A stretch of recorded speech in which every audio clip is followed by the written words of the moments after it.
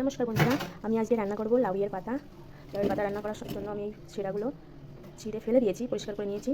এগুলো তেলাপিয়া মাছের সঙ্গে তেলাপিয়া মাছ কাঁচা ভাজা করব না, কাঁচা থাকবে। সঙ্গে দেবো শুকনো লঙ্কা, নয়গুলো পাকা লঙ্কা, আদা, জিরে, সব কিছু ভালো করে পেস্ট করে নেবো। আর নিয়ে নেবো নারকেল।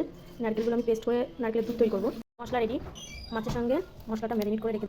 আর দেবো হলুদ, সরষের তেল দিয়ে এগুলো সব ম্যারিনেট করে রেখে দেবো আমি কিছুটা সময়ের জন্য। ম্যারিনেট করা হয়ে গেছে। এর সঙ্গে লাউয়ের পাতাটাও অ্যাড করে দেবো।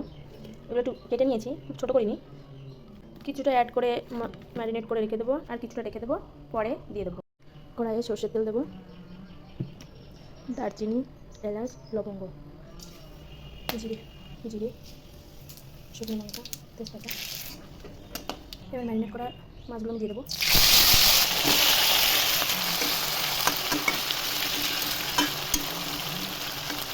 ভাপানোর জন্য কিছুটা জল দিয়ে দেবো।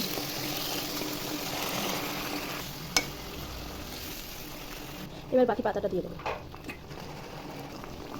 লবণ দিয়ে দেবো, দিয়ে আমি দমে বসিয়ে দেবো। কতদূর হলো? প্রায় হয়ে এসেছে, প্রায় হয়ে এসেছে।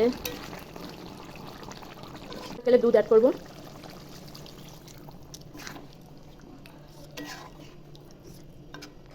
দেখো কালারটা কি সুন্দর এসছে। হয়ে গেছে। এর ওপর আমি এই নারকেল দিয়ে দেবো। এগুলো সরু সরু করে পাতলা পাতলা করে আমি কেটে রেখে দিই।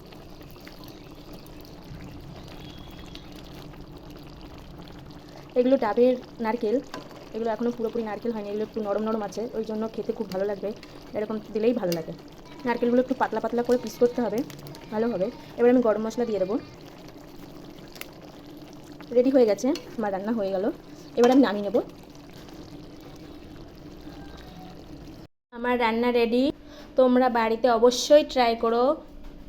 সত্যি এইভাবে রান্না করলে খুবই ভালো লাগে। আমরা ততক্ষণ খেতে লাগি, তোমরা ততক্ষণ আমাকে লাইক করে দিও, শেয়ার করে দিও, আর আমার পেজ আর সাবস্ক্রাইব করে দিও প্লিজ। টাটা।